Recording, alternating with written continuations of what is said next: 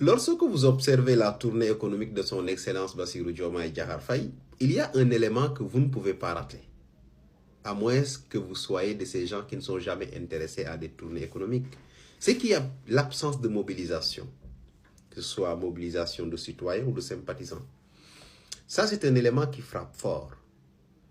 Et pourquoi et comment son Excellence est passé du président le mieux élu au président le moins suivi? Parce qu'il faut le dire, il est le président le plus élu de l'histoire du Sénégal, le mieux élu de l'histoire du Sénégal. Mais aussi aujourd'hui, il est le président le moins populaire de l'histoire du Sénégal. Il faut dire les mots. Mais comment cela est arrivé?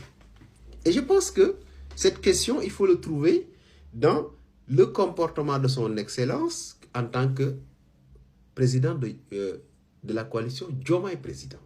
Parce que cette rupture-là, il faut la chercher au niveau politique et au niveau aussi administratif. Parce que si on voit au niveau politique, son Excellence avait été porté par l'armée numérique de Pastef, qui a, même si vous voyez au début de son élection, même si ça ne marchait pas, l'armée numérique parvenait à trouver des justificatifs pour cacher le problème. C'est-à-dire, je vais vous donner un exemple. Quand vous suivez bien le discours de son Excellence au Kenya, Jomo Kenyatta, vous vous rappelez, quand les adversaires ont critiqué son discours, l'armée numérique de Pastef s'est levée pour le... Vous êtes décomplexé parce que quand Barack Obama parle français, c'est un français catastrophique et vous ne rigolez pas. Ils ont su renverser la situation de telle sorte que ce n'était pas devenu quelque chose de choquant de l'entendre parler un anglais aussi catastrophique. Mais aujourd'hui, cette armée-là a divorcé. Et le divorce est extrêmement profond. Et il faut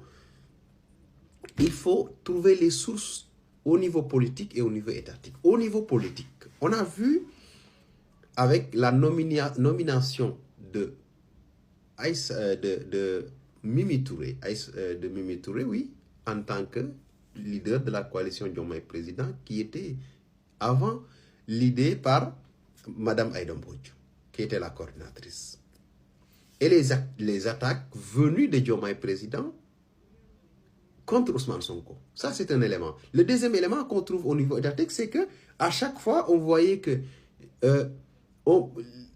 on pouvait insulter Ousmane Sonko en tant que Premier ministre. On pouvait le diffamer. On pouvait faire tout ce qu'on veut, mais il n'y avait pas de réaction.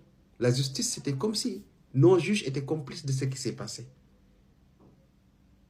Et ça, c'est quelque chose qui a beaucoup choqué, qui a très, très fait mal aux Pastefiens.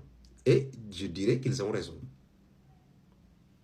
Donc, ces deux éléments-là, on dirait que parfois, son Excellence ou bien Diomaye Président, le président de la coalition Diomaye Président, était complice des attaques. Et on avait aussi une justice qui était là, on dirait une justice contre Pastef. Et quand Pastef se battait, ce n'est pas pour une justice en sa faveur, c'était une justice pour tout le monde. Ce qu'on n'a pas vu. Donc aujourd'hui, voilà les deux sources réelles du divorce. Ce qui fait que Pastef a retenu son armée numérique, a refusé de commenter. Ne serait-ce que dire aux Sénégalais, son Excellence se déplace.